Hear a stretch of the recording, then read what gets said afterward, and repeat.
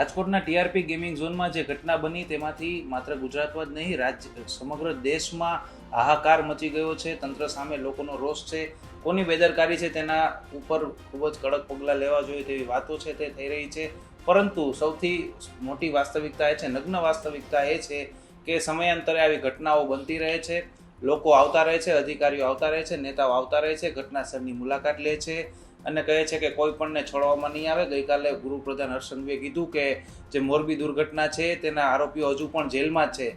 પરંતુ શું આવી ઘટના બને આરોપીઓને જેલમાં નાખવાથી સંતોષ માની લેવો જોઈએ કે પછી આવી ઘટનાઓ જ ન થવી જોઈએ તેવા પ્રયાસો સરકાર દ્વારા થવા જોઈએ? આપણી સાથે વરિષ્ઠ પત્રકાર જગદીશભાઈ મહેતા છે.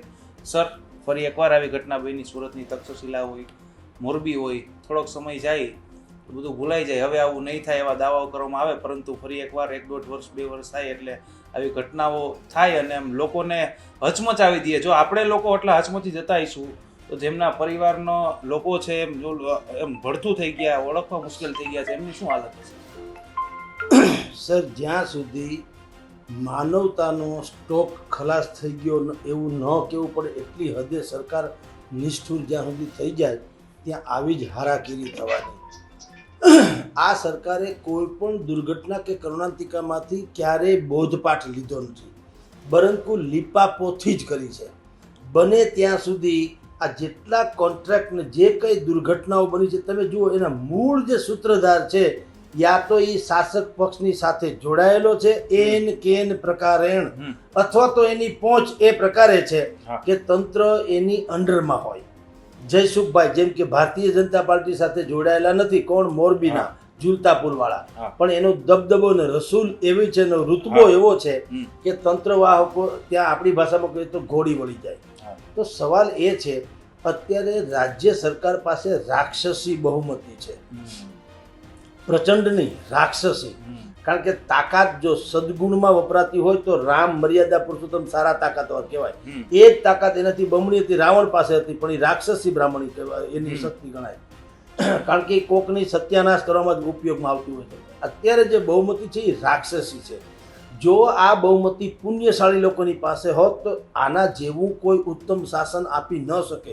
જ્યાં વિપક્ષ નામે કોઈ છે જ નહીં એમ કહો તો ચાલે. તો વિપક્ષહીન શાસન હોય તો તમારે દોડવું હોય ને ઢાળ મળે, કોઈએ ખીચામાંથી દેવાનું થતું નથી.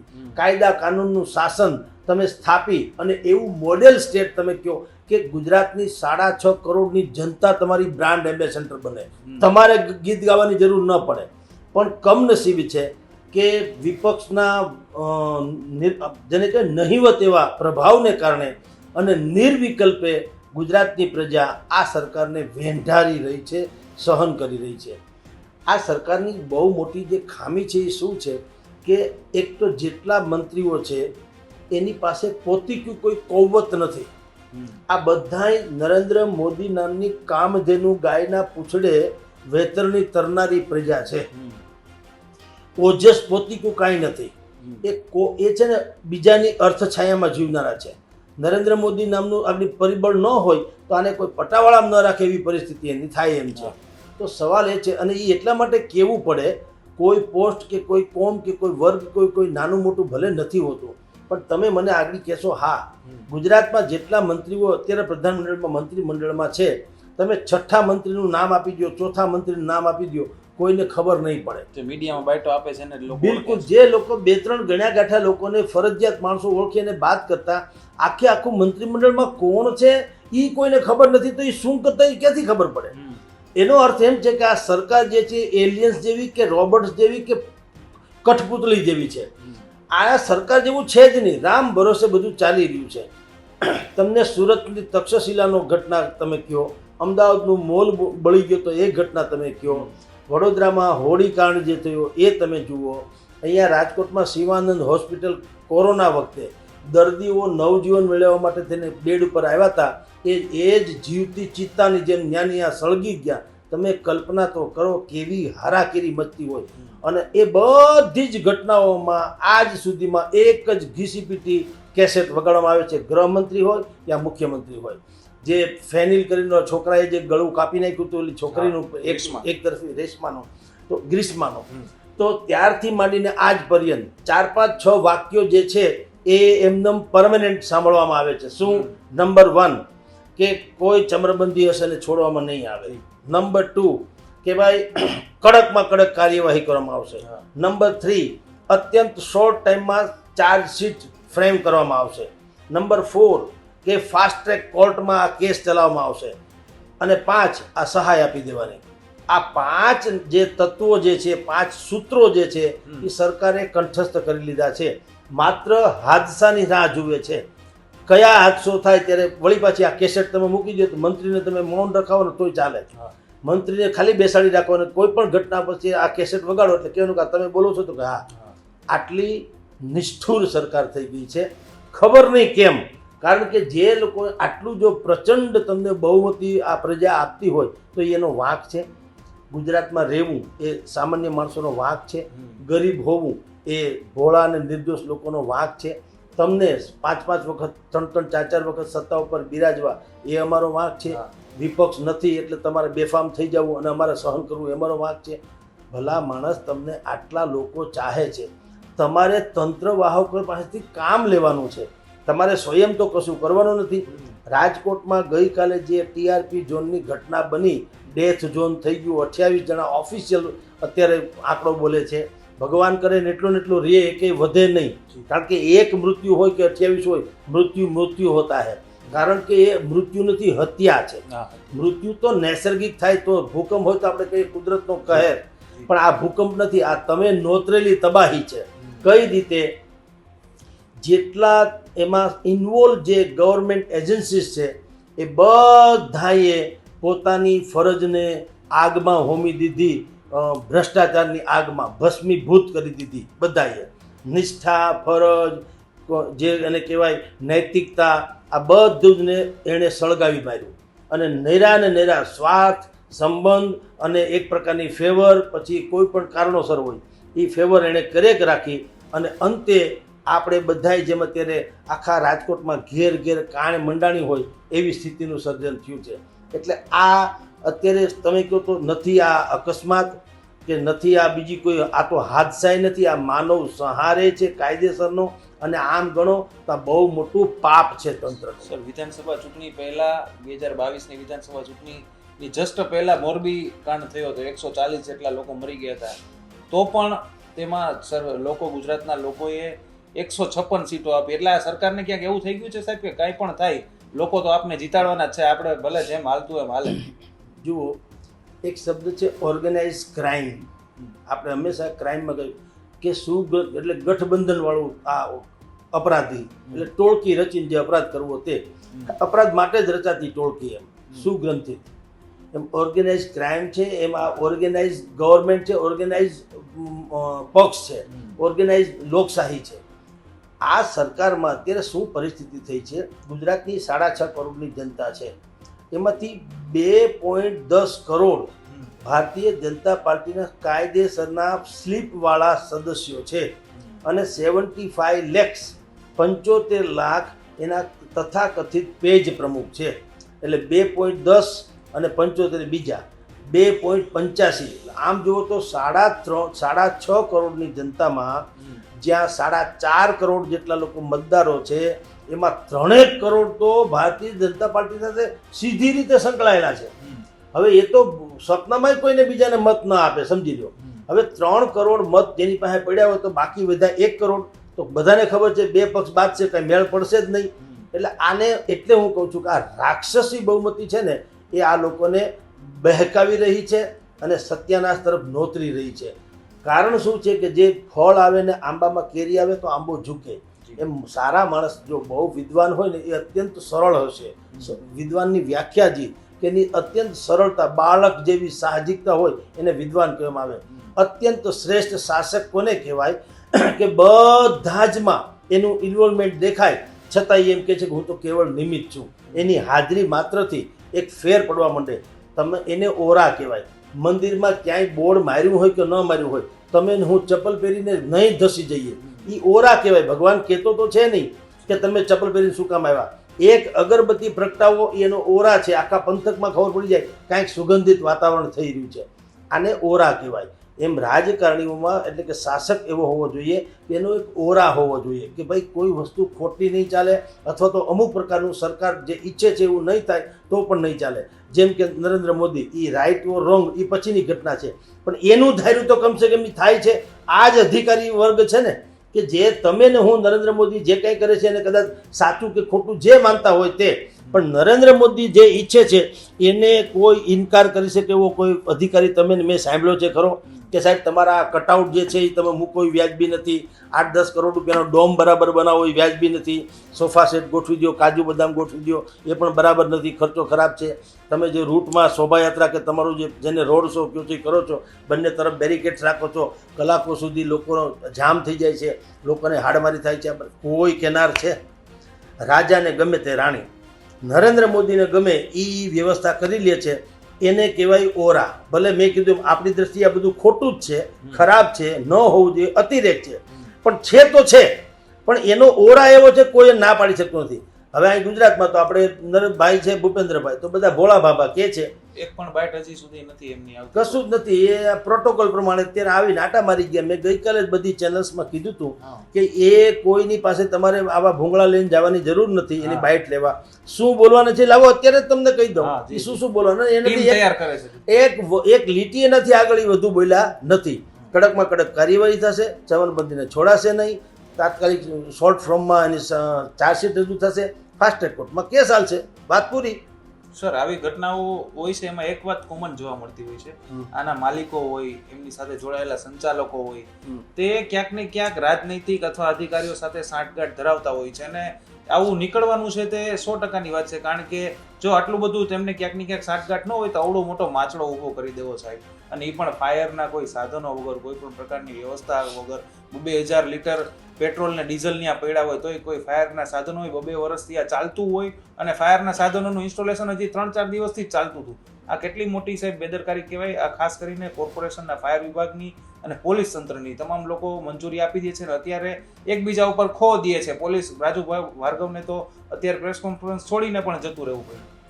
પણ જતું રહેવું પડે. દાખલા તરીકે આનું જે 2-2.5 વર્ષ પહેલા ઉદ્ઘાટન થયું હતું ત્યારે police commissioner Shri, municipal commissioner Shri, collector Shri, બાકીના અધિકારી, હવે આવા ખેરખા જેને કહી શકાય એ ખેરખા જો ત્યાં ખુરશી આમ બજાવતા હોય તો પછી બીજા કોઈ અધિકારીની મજાલ છે કે અહીંયા આવીને કોઈ ટકોર કરી જાય? જેનું ઉદ્ઘાટન જ આવા લોકો કરતા હોય, ત્યાં કોઈ સામાન્ય બીજો સેકન્ડ ગ્રેડનો કે સેકન્ડ ક્લાસનો, થર્ડ ક્લાસનો કર્મચારી આવીને એની મજાલ છે કે આમાંથી કંઈ ભૂલ કાઢીને જાય? કારણ કે એ સમજે છે કે જેનું ઉદ્ઘાટન આણે ક્યારે કર્યું હોય એનો અર્થ એમ છે કે આના છેડા, તમે જેમ કીધું છેડા અડે છે. છેડા શું કામ અડે છે એની પછી અનેક તર્ક વિતર્ક છે, આપણે એમાં ન જઈએ. છેડા અડે છે તો નક્કી થયું. મારો પણ પ્રશ્ન એ છે કે કોઈ રાજનેતા હોય એ સંભવ છે કે ગમે ત્યાં ઉદ્ઘાટન કરી આવે, કારણ કે ટેકનોક્રેટ્સ નથી હોતા, એને કાંઈ ખબર નથી હોતી લીગાલોટીની. 2 ઘડી માની લઈએ કે એને તો ખાલી મતદારો ઉપર આશા છે કે ભાઈ આ ધારો કે જેનું આ ઝોન બનાવ્યું છે, મને જો રીડરશીપ મળતી હોય, ટીઆરપી મળતી હોય, ટીઆરપી શબ્દ ઉપરથી વાત કરું છું, તો હોય તો ભલે મોટો કાર્યક્રમ હોય તો જઈ આવીએ એટલે આપણો છાકો પડે. એ પોલિટિશિયન છે. શુભેચ્છકો તમારા મારા જીવન પર જો બોલ્યા હોય તો આપણે પણ એક મિત્રતા આવે જાય કે ભાઈ ધંધો શરૂ કર્યો છે, આપણે એને શુભકામના પાઠવીએ. પરંતુ જે ઉદ્ઘાટક તરીકે આવ્યા હતા જિલ્લા collector Shri, police commissioner Shri કે બાકીના બધા જ અધિકારીઓ, મ્યુનિસિપલ કમિશનર, એનામાં બુદ્ધિ નથી. એણે પૂછવું ન જોઈએ કે ભાઈ તમે આ ગેમ ઝોન શરૂ કર્યો છે, તમે મને સૌથી પહેલાં તો સલામતીના પગલાં શું છે તમે મને કહો. કારણ કે આ પબ્લિક પ્લેસ બની ગયો છે. આ તમારું પોતીકું કોઈ ખાનગી વાત નથી. મારા ઘરમાં હું અહીંયા કંઈ ફાયર સેફ્ટીના સાધન રાખું કે ન રાખું એ બહુ ઇગ્નોર વાત છે, કે ભાઈ સમજે કે ભાઈ એ તમારા ઉપર છે. પણ આખી સોસાયટીમાં સીસીટીવી કેમેરા હોવા જોઈએ, મારા ઘરમાં હોય કે ન હોય, સોસાયટીમાં એટલીસ્ટ હોવા જોઈએ. તો આ તો પબ્લિક પ્લેસ છે જ્યાં કેવળ ને કેવળ બાળકોથી માંડીને મોટા ભાગે ગેમ ઝોનનો અર્થ જે છે ત્યાં બાળકો આવવાના છે. તો આ અધિકારીઓ જે 3, 4, 5 કે જેટલા લોકો હાજરીમાં કોઈને એવો વિચાર કેમ ન આવ્યો કે મને તમે એક વાત કરો, આ તો ફાયર સેફ્ટી બન્યું એટલે હવે આપણે ફાયર ફાયર ફાયર ફાયર એવું જ બોલીએ છીએ, પણ ગેમ ઝોન છે, છોકરાઓ છે નાના નાના, ઝઘડે કારવે, અંતરો અંદર બાંધે કે કોઈ નાની મોટી રાઇડ્સમાંથી પડી જાય, નાની મોટી ઈજા થાય. તો આ અધિકારીઓ જે ઉદ્ઘાટન કરે એનામાં બુદ્ધિ નથી. એણે પૂછવું છે કે ભાઈ સૌથી પહેલાં તમે મને કહો ફર્સ્ટ એડના કોઈ સાધનો ખરા તમારી પાસે? એક વાત. બીજું, સામાન્ય કહી શકાય એવી પણ એક એમ્બ્યુલન્સ જેવું એક વાહન ખરું 24 કલાક તમારે ત્યાં ઊભું હોય, ન કરે નારાયણને કાંઈક થાય તો તાત્કાલિક તમે એને સિવિલ કોઈ પણ હોસ્પિટલમાં દાખલ કરી શકો એવું વાહન ખરું? આ મને બતાવો. ફાયર સેફટી છે. ઓકે, તમે માની લો કે આ તો ઠીક છે, તમે રેતી ભરેલી ડોલથી માંડીને ઓલા મોટા મોટા જે પાઇપ હોય એ તમે ફોટો પાડીને બતાવી શકો. જેમ કે અત્યારે રાજુભાઈ ભાર્ગવ પોલીસ કમિશનરે શું કીધું કે અમને આ લોકોએ બિલ બતાવ્યા હતા, બધા જ ફાયર સેફટીના સાધનો વસાવ્યાના બિલ બતાવ્યા. એટલે અમે બિલ જોઈને કીધું કે આટલી બધી સુવિધા છે તો મંજૂરી આપી દો. આ પણ કેવું ધુપ્પલ કહેવાય કે તમે જાંચ તપાસ રૂબરૂ તો કરી નથી, તમે તો બિલ બતાવી દીધા. તો આ તો ઠીક છે, સિંહ આપણી પાછળ થાય, તમે એને એમ કહેશો પ્રેસનું કાર્ડ બતાવશો કે હું પત્રકાર છું, મને કરડે નહીં, એવું હાંભળ્યું છે. એટલે એવી આ બધી મુનસુફી ભરી વાત છે. અંધેર નગરી અને ગંડુ રાજા. તો આ પોલીસ કમિશનર જે કોઈ ત્યાં હાજર હતા એણે એમ કહેવું જોઈતું હતું કે મને ફાયર સેફટીની વાત કરો, પછી તમે ફર્સ્ટ એડની વાત કરો, તમારી પાસે તાલીમબદ્ધ કોઈ સ્ટાફ છે કે કેમ એ મને તમે થોડું ઘણું પણ થાય તો એ તાત્કાલિક બ્લેન્ડેડ પટ્ટી લગાડી દે. લોહી નીકળતા હોય તો એની માટે કોઈ પટ્ટો મારી શકે. અથવા અત્યારે કોરોના પછી બધાના હાર્ટ ફેલના કિસ્સા બહુ વધી ગયા છે, તો કોઈ એવો તાલીમબદ્ધ એવો જે છે CPR વગેરે જે કહેવાય છે આપી શકે, પમ્પિંગ કરી શકે એવો વ્યક્તિ છે જેને માં તાલીમ લીધી હોય એવો. આવું કોઈએ કાંઈ પૂછ્યું? બધાય ધૂતરાષ્ટ્રોની જેમ ઊભા રહ્યા અને એને જે કાંઈ મળ્યું હોય તે નામ દામ સામ જે મળ્યું હોય તે એ લઈને ત્યાંથી આઈસ્ક્રીમ ખાઈને છૂટા પડ્યા હશે. હવે તમે જાણો ને તમારું કામ જાણે. એટલે ગુજરાતની જનતામાં તો હવે રહેવું, જો સ્કૂલમાં જાઓ તો સંભવ છે કે ત્રાસવાદીઓ તમને બોમ્બ મૂકવાની ધમકી આપે, તમારા છોકરાને સ્કૂલે નહીં મૂકવાની. એરપોર્ટથી માંડી રેલવે સ્ટેશનમાં જાઓ, ત્યાં પણ ક્યારે કોણ શું કરી શકે નક્કી નંબર, તમારે રેલવે ટ્રેનને નહીં જવાનું. તમે હોડીમાં ફરવા જવાની ઈચ્છા રાખતા હો, સોરી ભાઈ, હોડી ઊંધળી પણ વળી શકે છે, તમારે ત્યાં નહીં જવાનું. તમારે કોઈ મોલમાં શોપિંગ માટે જવાનું છે, આગ લાગી શકે છે, તમે ત્યાં જતા નહીં. ગેમ ઝોનમાં જવું છે, અત્યારે થયું એવું થઈ શકે છે. અને આ ગેમ ઝોનવાળા જેમ કે છે ને એન્ટ્રી ફી જે કહેવાય છે એ ફોર્મની સાથોસાથ તમારી સહી કરાવતા હતા કે તમે તમારા જોખમે ખર્ચે અહીં આવો છો. અર્થાત અમારે જે કાંઈ મુશ્કેલી હોય, માની લો કે કાંઈ પણ સત્યાનાશ થાય, તમારું જે કંઈક હોય એના જવાબદાર તમે છો. પણ ત્યાં જે જોવા જવાના ગેમમાં રમવા જનારો પરિવાર છે આટલા બધા શિક્ષિત કોઈ હોતું નથી. આપણે લોન લઈએ છીએ ત્યારે 7 પાનાના ફોર્મમાં ભોજ્યો ભાઈ કોઈ જોતું નથી. આપણને કેટલી હદે આ લોકોએ બાંધી લીધા છે. આપણે તો તાત્કાલિક લોન મંજૂર થઈ જાય તો આપણું કંઈ કામ અટકતું હોય એ પૂરું થઈ જાય એવી લાઈમાં આપણે હોઈએ છીએ. એવી રીતે આ માવતરો જે બિચારા કોઈક મામાના ઘરે આવ્યા હશે, વેકેશન છે તો કોઈ મિડલ વર્ગના લોકો છે કે ભાઈ આમ સામાન્ય દિવસે 500 રૂપિયા જેવી ફી છે, અત્યારે 99 રૂપિયાની સ્કીમ છે શનિ રવિવારની, તો આ સ્કીમનો લાભ લઈએ. કોણ લેવા જાય? પૈસા ઓછા હોય ત્યારે વધુ લોકો આવે, ગરીબ અથવા મધ્યમ વર્ગના લોકો, તો એ બિચારા પણ ત્યાં ગયા હશે કે ભાઈ આપણે ઓછા ખર્ચે 4-5 છોકરાઓને રાજી રાખી શકાતું હોય તો ચાલો આપણે જઈએ. આવી રીતે આ બધા ગયા છે અને એની આ હોનારતનો ભોગ. કારણ કે જે લોકોએ તમને કેવળ ગ્રાહક જ જોયા છે તમારામાં, ગ્રાહક દેવો ભવ નહીં, ગ્રાહક દેનારો ભલો. જે પૈસા આપે તે ભલો, ગ્રાહક દેવો નહીં. દેવો ગ્રાહક ભગવાન જેવો છે ને સાચવો છે એવી વાત નથી. તો એ બધા ગયા અને આનો હોનારત બની. તો સવાલ એ છે કે આમાં યોગરાજસિંહ ભાઈ હોય, માનવેન્દ્રસિંહ ભાઈ હોય, જતીન કે નીતિનભાઈ જૈન હોય, આ બધા તો ઓછા ગુનેગાર હું માનું છું. કોનાથી કહું છું ઓછા? એનાથી એ લોકોએ તો તમારા લૂ ફોલ્સનો ગેરફાયદો ઉપાડ્યો, તમારા હરામ પેટ પડ્યા હતા, અથવા તો તમે લોકો ફરજનિષ્ઠ ન રહ્યા એનો એણે એન કેન પ્રકારનો ફાયદો ઉઠાવ્યો. કારણ કે તમે કોઈ હિસાબે તમારા મોઢામાં કાં તો મગ ભરાઈ ગયા અને કાં તમારામાં બુદ્ધિનો છાંટો નથી. એટલે બેમાંથી એક, એમાં પેલું સંભાવના વધુ છે. તો એમ કરીને એણે એનો ગેમ ઝોન ચાલુ કરી દીધો. એટલે સૌથી પહેલી વાત હોય છે કે આનો દુશ્મન, આનો સૌથી મોટામાં મોટો અગર કોઈ ગુનેગાર હોય તો એ લગત ડિપાર્ટમેન્ટના વડા છે. જે કોઈ ડિપાર્ટમેન્ટ હોય તે, એની સામે જ FRI થવી જોઈએ, એની જ સામે આવો કેસ થવો જોઈએ, FRIમાં નામ નોંધાવવું જોઈએ અને એને નો સસ્પેન્શન કે નો બદલી, એને ડિસમિસ. આ જ ઉકેલ આપણે હર્ષ સંઘવી જ્યારે બોલતા થશે ત્યારે લોકોને એની ગંભીરતા સમજાશે, હર્ષ સંઘવીની. બાકી કોઈ મતલબ. જેમ તમે કીધું કે સંચાલકો છે, માલિકો છે, તેની સામે તો FIR થવી જ જોઈએ. ચલો, તેઓ તો ગુનેગાર છે કે તેમણે કોઈ વ્યવસ્થા ન કરી, પરંતુ આ વ્યવસ્થા છે કે નહીં જોવાની જવાબદારી જેની છે એની સામે FIR ક્યારે થશે એ સૌથી મોટો સવાલ છે ને.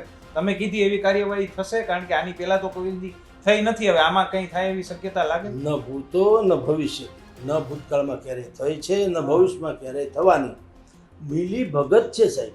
જો જે માણસ આમ આપણે બજારમાં સાંભળીએ છીએ ને કે સારી સારી જે લોકેશન ઉપર કે સારા સારા શહેરોમાં પોસ્ટિંગના જો ભાવ હાલતા હોય, આપણે સાંભળીએ છીએ, સાચું ખોટું રામ જાણે, પણ સાંભળીએ તો છીએ કે ભાઈ અલંગ ભાવનગર ત્યાં તમારે જો સારી પોસ્ટિંગમાં જવું હોય તો એના સમથિંગ ભાવ હાલે છે. મોરબી છે, પૈસા કટકટાવાનું સૌથી મોટું કેન્દ્ર છે, ત્યાં તમારે જો ચાર્જ લેવો હોય તો એના સમથિંગ. અહીંયા રાજકોટની ક્રાઇમ બ્રાન્ચ કહેવાય છે, એમાં પણ ભાવ બોલાય છે. ક્રાઇમ બ્રાન્ચમાં શહેરમાં રહેવાના સંભળાય છે, સાચું ખોટું રામ જાણે, પણ હજુ સુધી કોઈએ રદિયો નથી આપ્યો તંત્રએ. એનો અર્થ એમ છે કે વાતમાં વજૂદ છે ને એમને ધુવાડા ન નીકળે, કાંઈક સળગતું હોવું જોઈએ.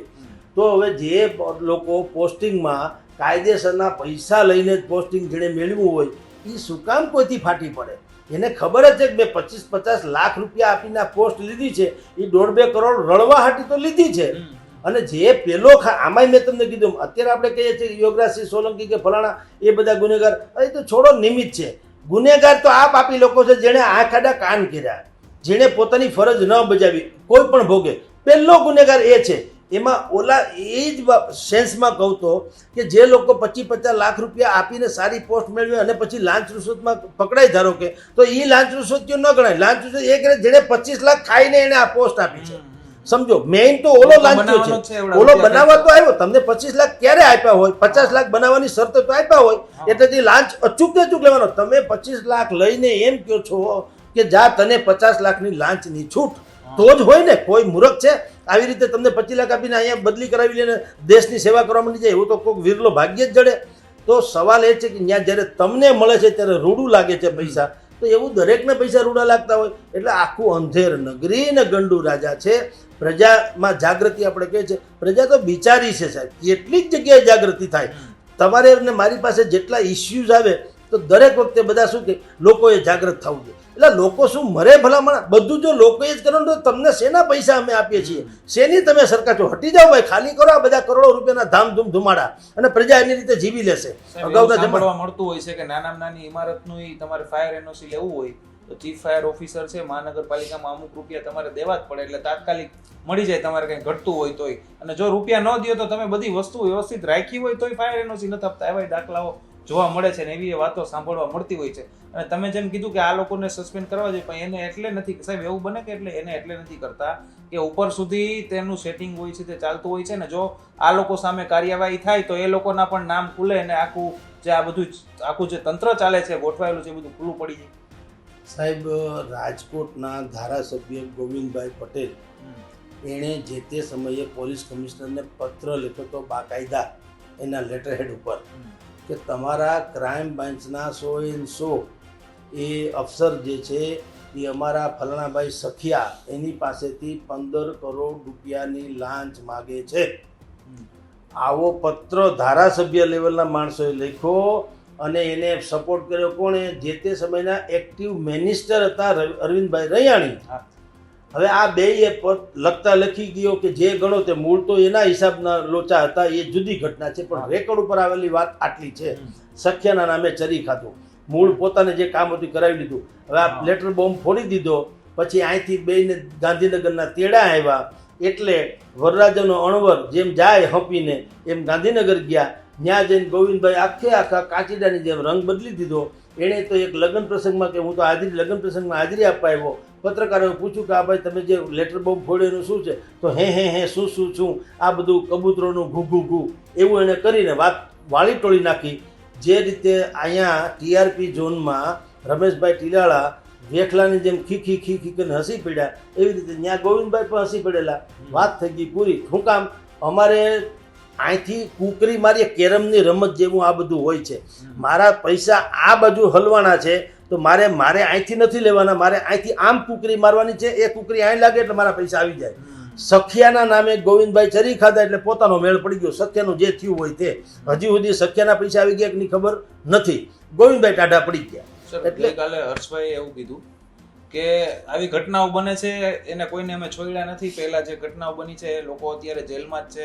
એટલે શું આપણે એવું સમજવાનું કે આવી ઘટનાઓ બનતી રહેશે ને તમે એને જેલમાં નાખતા રહેશો, પરંતુ આવી ઘટના જ ન બને તેના માટે તમે શું કરશો એ નથી કહેતા.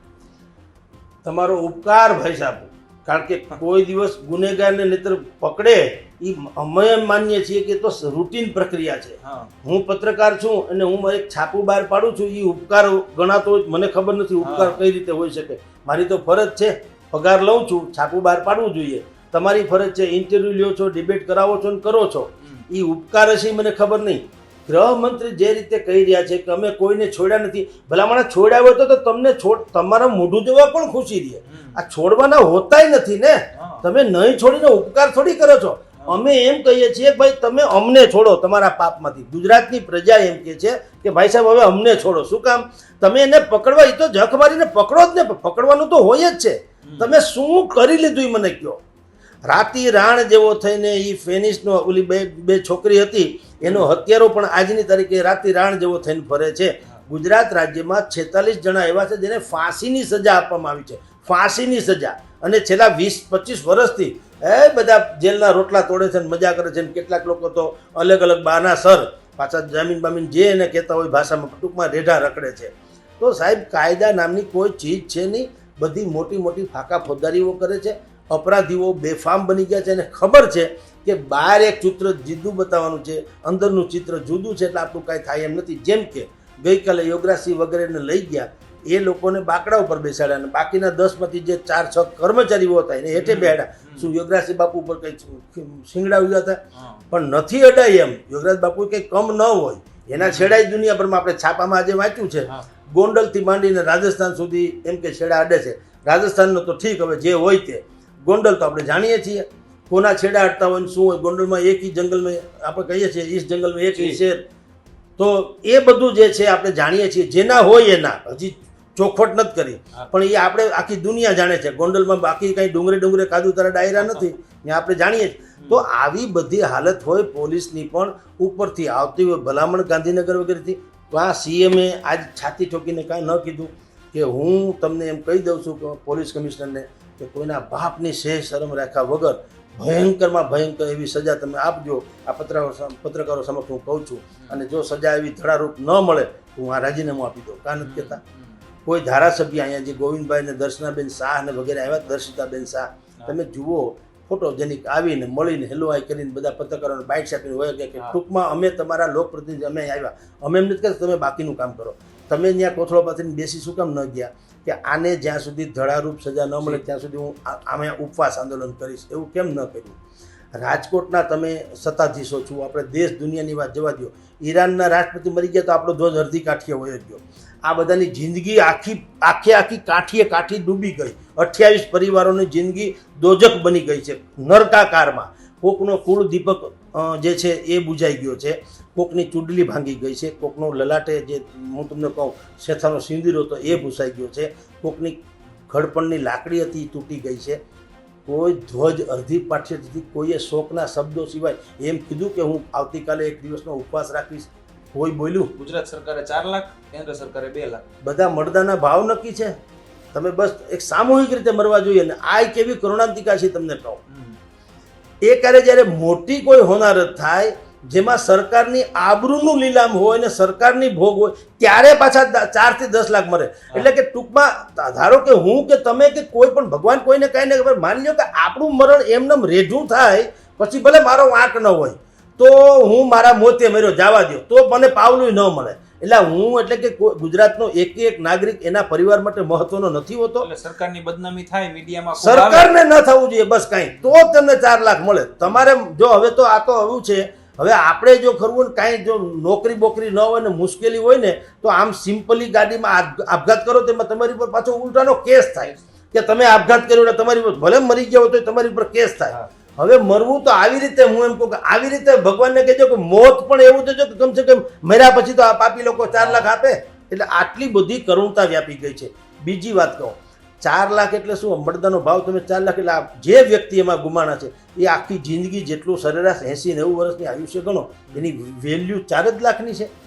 તો રામભાઈ મોકરિયાએ બહુ સારી વાત કાલ કરી હતી કે લાલો હું તમને 5 કરોડ રૂપિયા આપું, તમારા છોકરા નામે નાખી દો, હાલો 5 કરોડ રૂપિયા આપું. રામભાઈ મોકરિયા રાજ્યસભાના સંસદ છે ભારતીય જનતા પાર્ટીના.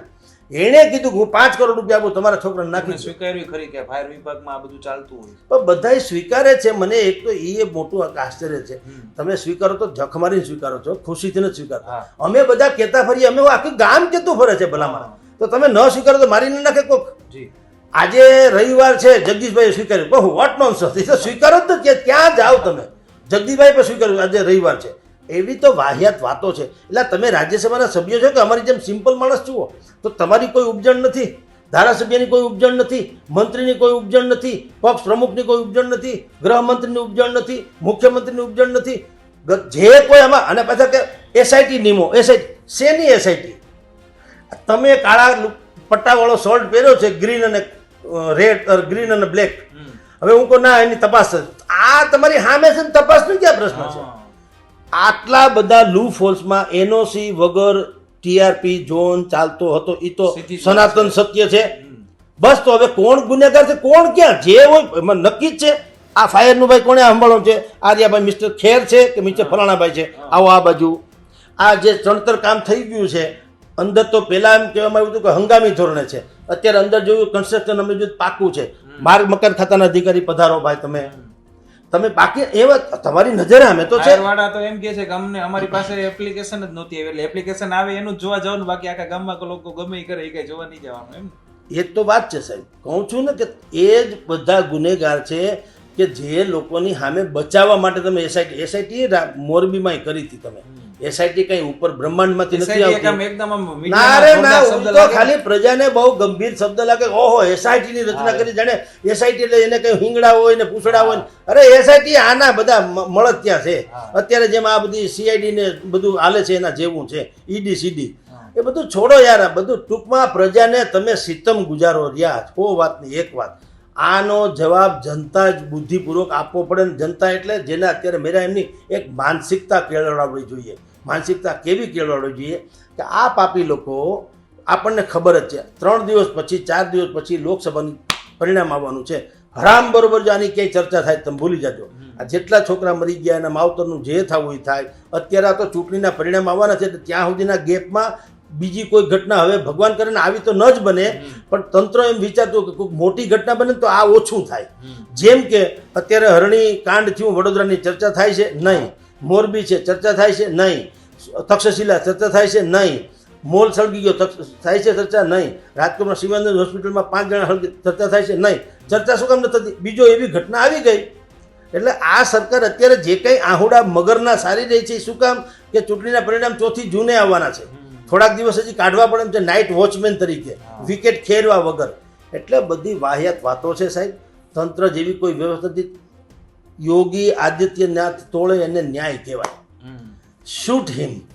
જે લોકો મરે એને મારવામાં વાંધો નથી એવું ગીતાજીમાં કીધું છે. હણે એને હણવામાં વાંધો નથી.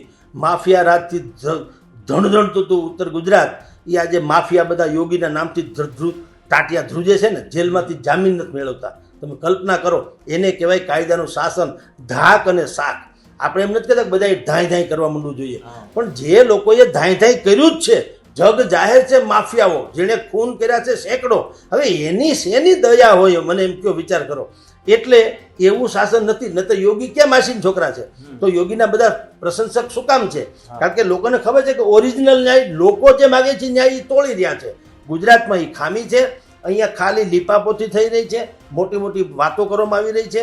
અઠવાડિયું 10 દી જવા દો, ચૂંટણીના પરિણામ આવશે એટલે આમાંનું કાંઈ કરતાં કાંઈ કોઈને યાદ રહે તો કે જેણે પોતાના સ્વજનો ગુમાવ્યા છે એણે આખી જિંદગી છાતી કૂટવાની રહેશે. મોત એ મોત હોય છે, પરંતુ આપણે કોઈ ડૂબીને મરી ગયા હોય, મોરબીમાં જેમ 140 લોકોએ જીવ ગુમાવ્યા, તાત્કાલિક તમામ જે પરિવારજનો હતા તેમને એની બોડી મળી ગઈ, એટલે તેમને સ્વજન પોતાની સામે હતા. અત્યારે જે સ્થિતિ થઈ છે સાહેબ, હજુ સુધી કોઈને ખબર નથી કે આપણા જે પરિવારજન જે નથી મળ્યા એની લાશ કઈ છે. આ કઈ પ્રકારનું મોત કહેવાય સાહેબ?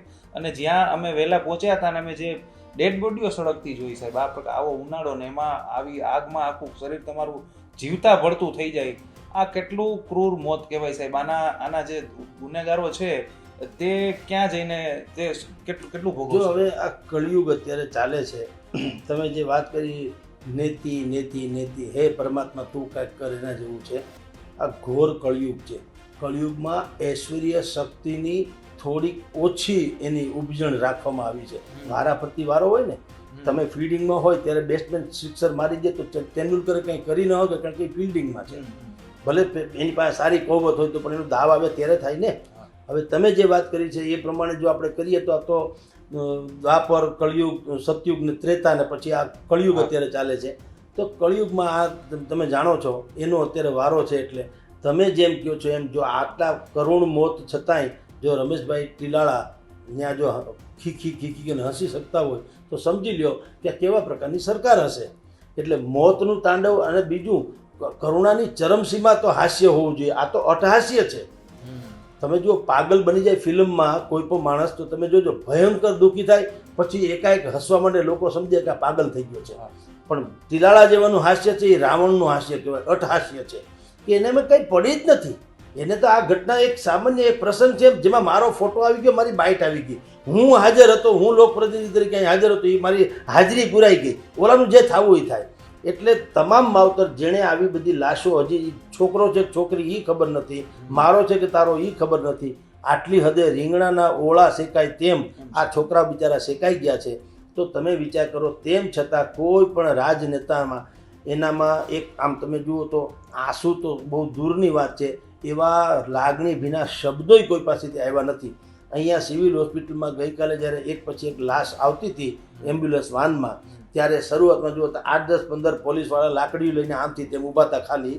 પણ જેવી ખબર પડી કે હર્ષ સંઘવીજી પધાર્યા છે અને હમણાં હોસ્પિટલે ધસી આવવાના, એટલે ત્યાં 150 જણા આવી ગયા, ડીઆઈજી કક્ષાથી માંડીને બધા. એટલે લોકોને કુર્નિશ બજાવી છે સરકારને, તમને સારું લગાડ્યું છે, પ્રજાને નહીં. તમે મારી નોકરીને બદલી કરાવી શકો, તમે મારી ઉપર હાથ રાખો તો મારું ભક્તિ હાલે, તમે નારાજ ન થવા જોઈએ, તમારો રાજીપો રહીએ ભગવાન કરીને, તો આ પ્રજાનું જે થવું થાય. એટલે તો આપણે આમ તમને કહું તો અત્યારે જે સિચ્યુએશન જે જોઈએ તો ગુજરાતમાં રહેવું અને એ છેડા કાંઈ ન હોય એવી રીતે રહેવું, કોમન મેન રહેવું, નિર્દોષ રહેવું અને નિષ્પાપ રહેવું એ મોટામાં મોટો અપરાધ છે. સાહેબ, જે રીતના આપણે વાત કરી કે તક્ષશિલા કાંડ થયો ત્યારે એ પછી લોકોને એમ થયું કે હવે કાંઈક થશે, હવે અહીંયા આવું આ પ્રકારનું જે ભૂલ કરતા હશે, જે બેદરકારી હશે તેઓ હવે બચશે નહીં, બધાય સામે કાર્યવાહી થશે. તો પણ કંઈ ન થયું. મોરબી કાંડ થયો તો ત્યારે પછી એમ થયું કે હવે કોઈની આવી બેદરકારી ક્યાંય નહીં થાય, હવે સરકાર સફાળી જાગી થશે અને હવે આવું ઘટનાઓ નહીં બને. પછી એક હરણી કાંડ થયું, ત્યારે પણ એવું થયું કે હવે તો આ બહુ હદ થઈ ગઈ, હવે સરકાર પૂરું કરી નાખશે. ત્યાં પાછી આ ઘટના થઈ. એટલે સરકાર માત્ર ખાલી થોડાક દિવસ પૂરતું, જ્યાં સુધી બીજો કઈ મોટો મુદ્દો મીડિયામાં ચગેવો ન આવે ત્યાં સુધી કાર્યવાહી કરતી હોય છે, ત્યાર પછી કંઈ નથી કરતું. હવે આ ઘટના પછી એવું કંઈ થાય એવું લાગે છે કે પછી આ પ્રકારે જે પ્રમાણે ઘટનાક્રમો થયા એવું જ ચાલુ રહેશે? ના, જે રીતે લોકો એમ કહે છે ને આના પછી હવે કંઈ નહીં થાય, આના પછી હવે કંઈ નહીં થાય, આના પછી હવે કંઈ નહીં થાય, એમ આ સરકાર એટલી બધી ગેંડાની ચામડી જેવી જાડી છે. એને ખબર છે કે 2014માં અમે જીતી ગયા હતા, હવે પછી પાછું આ લોકો કોંગ્રેસથી કાંઈ નહીં થાય. 2019માં જીતી ગયા, હજી પણ કોંગ્રેસથી કાંઈ નહીં થાય. 2022માં જીત્યા, હવે કોંગ્રેસથી કાંઈ નહીં થાય. એને ચૂંટણી જીતી જવાની છે ને તમારાથી કંઈ થાય એમ નથી, એ નક્કી છે. કારણ કે એણે એની વ્યવસ્થા જીતવાની કરી રાખી છે. એ નાગરિકો માટે ક્યાં જીતે છે? મતદારો માટે થઈને જીવે છે. આ જે સરકાર અત્યારે કાર્યરત છે એ નાગરિકો માટેની, રૈયત માટે નથી. સરકારનું બીજું નામ છે માય બાપ. ગામડામાં કહે છે ભાઈ સરકાર માય બાપ છે. માય બાપ એટલે શું? જેનું કોઈ ન હોય એનું સરકાર હોય, એટલે સરકારને માય બાપ કહેવામાં આવે. અને બાકી પ્રજા કે મતદાર કે નાગરિક નહીં, રૈયત શબ્દ હતો, રાજા અને રૈયત. તો જેને કોઈ ન હોય, ઉપર આભ ને નીચે પાતાળ ધરતી, આવું હોય એવો જે નિરાધાર વ્યક્તિ હોય એને પણ છાતીએ પાણી દે કે કમસે કમ અમારે ત્યાં ફલાણાભાઈ રાજા છે એટલે વાંધો નહીં આવે. તો અત્યારે એવું ક્યાંય છે? આ અત્યારની જે સરકાર છે એ રૈયત માટે નથી, નાગરિક માટે નથી, કેવળ મતદાર માટે છે. અને મતદાર એની પાસે ફિક્સ છે. એની પાસે 3.85 કરોડ લોકો કાયદેસરના બાંધેલા ઘરાક છે. બાકી 6.5 કરોડની જનતામાં જે વધ્યા, બાકીના તમારા મારા જેવા, એને ભગવાન બચાવે. એને યા તો ટીઆરપી ઝોનમાં જવું નહીં, યા હરણી બોટમાં બેસવું નહીં, તમારે મોરબીના ઝુલતાપુરમાં ન જવું, સ્કૂલમાં બોમ્બ મૂકવાની ડર હોય તો છોકરાને ઉઠાડી લેવા, મોલમાં ખરીદી કરવા તમારે ન જવું. એ તમારો વિષય છે, ન જવું. કારણ કે અમે તો જીતીએ જ છીએ, અમારે તો ચૂંટણી જીતવી છે, એમાં કંઈ ખામી આવે તો કયો. આવી તો બધી વાતો છે. એટલે ભગવાન બચાવે આ પરિસ્થિતિથી. આવી અનેક ઘટના બને તો પણ આને આ સરકારને એનું આને આ વલણ બે રહ્યું તો દુર્ભાગ્ય છે. પણ આપણે કોઈ દિવસ સારો શ્વાસ નહીં લઈ શકીએ.